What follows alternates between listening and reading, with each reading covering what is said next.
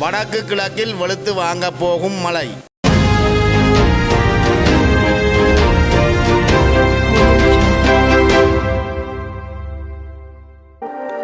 நாட்டில் பல இடங்களில் இன்று 100 மில்லிமீட்டருக்கும் அதிகமான கனமழை பெய்யக்கூடும் என வளிமண்டலவியல் திணைக்களம் எதிர்வு கூறியுள்ளது. கடந்த 11ஆம் தேதி உருவாகிய காற்று சுழற்சி நகர்வதன் காரணமாக இன்று முதல் 5 நாட்களுக்கு தொடர்ச்சியாக மழை பெய்யும் வாய்ப்புள்ளதாகவும் தெரிவிக்கப்படுகின்றது.